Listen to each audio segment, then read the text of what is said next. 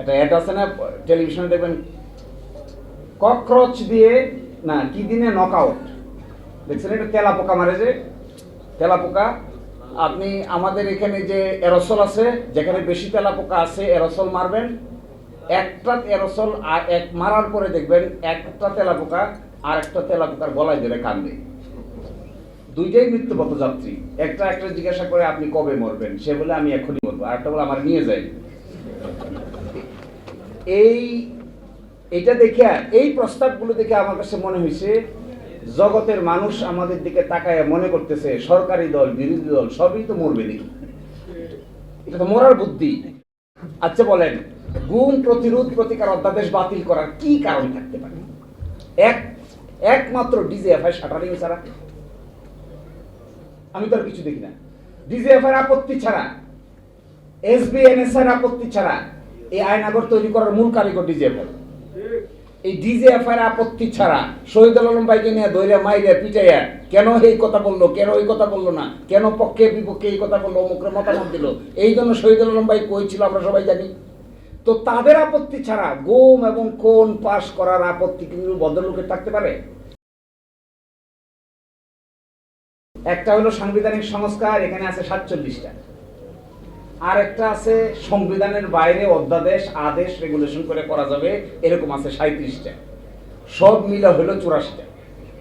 এই 47টার ভিতরে একমত হয়েছে 30টা, বাকি থাকে 17টা। আর এখানে 37টার ভিতরে কাজ করতে গিয়ে সরকার জারি করছে 133টা। এই অর্ডিন্যান্সের ভিতরে মেজর অর্ডিন্যান্সকে এখানে দেখেন বাদ করে দেওয়ার প্রস্তাব করছে। 1 নম্বর বাদ করে দেওয়ার প্রস্তাব করছে কি জানেন? গুম প্রতিরোধ ও প্রতিকার অধ্যাদেশ বাতিল, বাংলাদেশের মানবাধিকার কমিশন গঠন অধ্যাদেশ বাতিল, দুর্নীতি দমন কমিশন অধ্যাদেশ সংশোধন অধ্যাদেশ বাতিল, সুপ্রিম কোর্টের বিচার বিভাগীয় পৃথক সচিবালয় গঠন করার অধ্যাদেশ বাতিল, সুপ্রিম কোর্টের বিচারক নিয়োগ করার কমিশন অধ্যাদেশ বাতিল, ব্যাংক রেজলিউশন অধ্যাদেশ বাতিল। আছে কি একটা অ্যাড আছে না টেলিভিশনে দেখবেন, ককরোচ দিয়ে না কি দিনে নকআউট, দেখছেন? এটা তেলাপোকা মারে, যে তেলাপোকা। আপনি আমাদের এখানে যে এরোসল আছে, যেখানে বেশি তেলাপোকা আছে এরোসল মারবেন, একটা এরোসল আর এক মারার পরে দেখবেন একটা তেলাপোকা আর একটা তেলাপোকার গলায় ধরে কান্দে। দুইটাই মৃত্যুপথ যাত্রী। একটা জিজ্ঞাসা করে আপনি কবে মরবেন, সে বলে আমি এখনই মরবো, আর একটা বলে আমার নিয়ে যাই। এইটা দেখে, এই প্রস্তাবগুলো দেখে আমার কাছে মনে হয়েছে জগতের মানুষ আমাদের দিকে তাকায় মনে করতেছে সরকারি দল বিরোধী দল সবই তো মরবে নাকি, এটা তো মরার বুদ্ধি। আচ্ছা বলেন, গুম প্রতিরোধ প্রতিকার অধ্যাদেশ বাতিল করার কি কারণ থাকতে পারে? একমাত্র ডিজিএফআই শাটারিং ছাড়া আমি তো আর কিছু দেখি না। ডিজিএফআই আপত্তি ছাড়া, এসবিএনএসআই আপত্তি ছাড়া এই আইনাগর তৈরি করার মূল কারিগর ডিজিএফআই। এই ডিজিএফআই আপত্তি ছাড়া শহীদুল আলম ভাইকে নিয়ে দইরা মাইরা পিটাইয়া কেন এই কথা বললো, কেন ওই কথা বললো না, কেন পক্ষে বিপক্ষে এই কথা বললো, অমুকের মতামত দিল, এই জন্য শহীদুল আলম ভাই কই ছিল আমরা সবাই জানি। তো তাদের আপত্তি ছাড়া গুম এবং খুন পাশ করার আপত্তি কিন্তু ভদ্রলোকের থাকতে পারে? তো গুম চাই আমরা? আমার তো মনে হয় না আপনারা কেউ গুমের পক্ষে। তো এটা কেন বাদ দিতে হবে? মানবাধিকার কমিশন অধ্যাদেশ কেন বাদ দিতে হবে?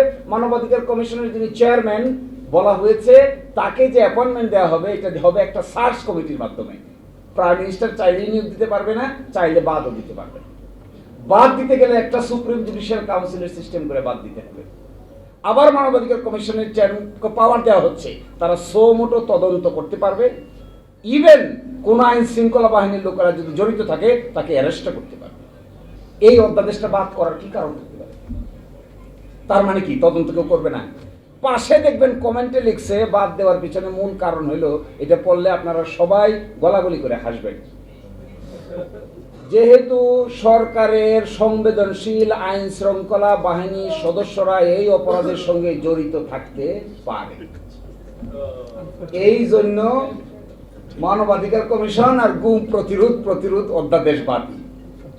তো গুম তো করবে কে? গুম তো আইন শৃঙ্খলা বাহিনী লোকেরাই করে নাকি? গুম যদি আইন শৃঙ্খলার বাহিনী লোকেরা করে তার তদন্ত হইতে হবে না? আরেকটা ইন্টারেস্টিং,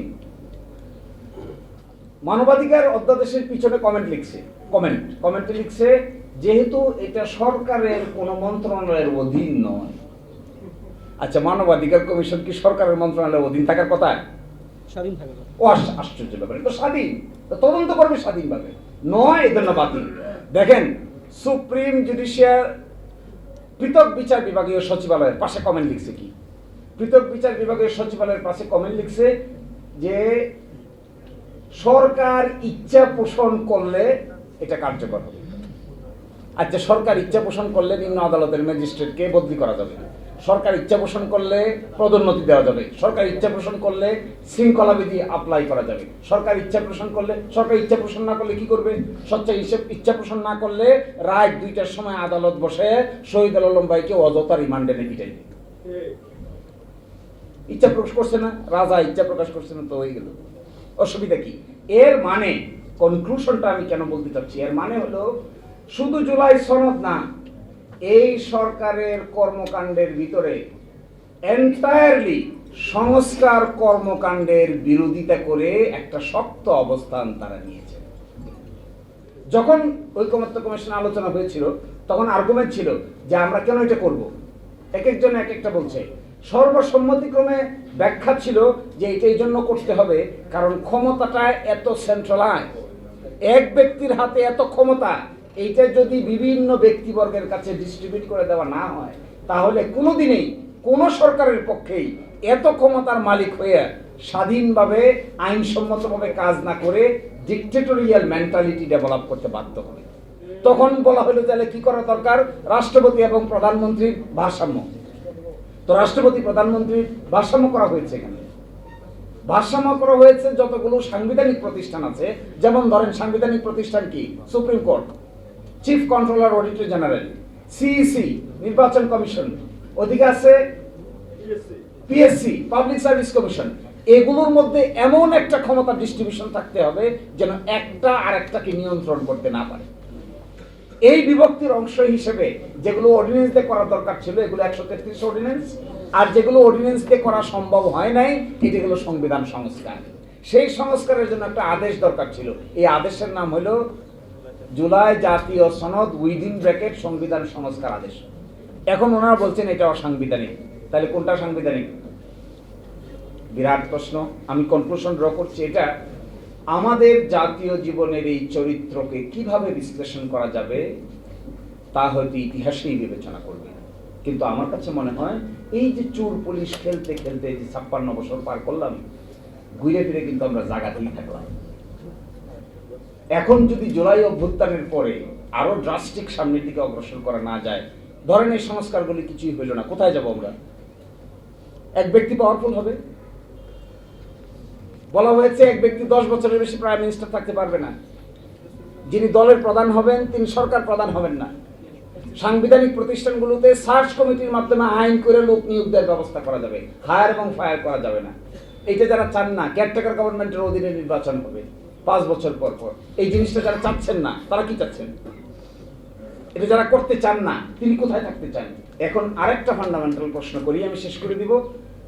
70% মানুষ পক্ষে রায় দিয়েছে, আমরা বুঝি, আমাদের মতো এরকম সামান্য উকিলরা বুঝতেছি, যারা সরকার চালাচ্ছে তারা কি বুঝে না? গণভোট কি তারা অতীতে করে নাই? গণভোটের জনকই তো বিএনপি,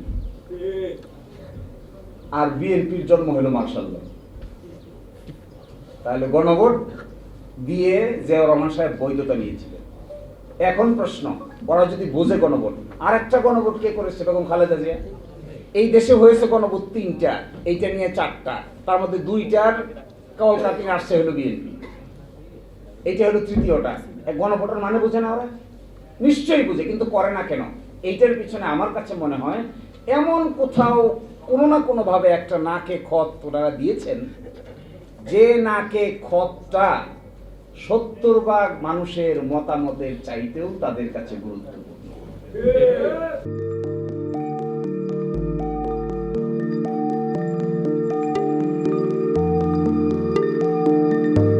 1 জানুয়ারি 2026 ইউটিউব জার্নালিজমের অগ্রদূত change.tv.press সংগ্রাম মুখর 7 বছর পেরিয়ে পা রাখলো গৌরবান্বিত 8 বছরে। এই আনন্দ প্রহরে সবাইকে নিরন্তর শুভেচ্ছা।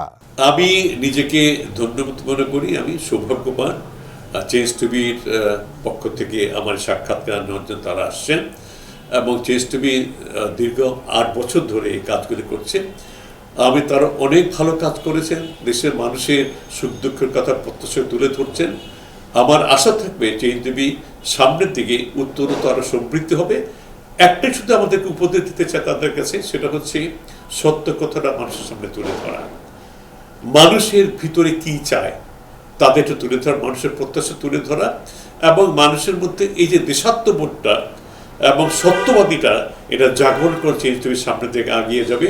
এবং যারা দেশের কথা চিন্তা করে এবং দলমত নির্বিশেষে যে লোকগুলো আছে তারা দেশের কথা চিন্তা করে, দেশের উন্নয়নের কথা চিন্তা করে, কোনো পক্ষপাতিত্ব করে না, তাদের বক্তব্য দেশের মানুষে তুলে ধরা, এই কাজগুলি সামনে এগিয়ে নিয়ে যাবে, এটা আমাদের প্রত্যাশা।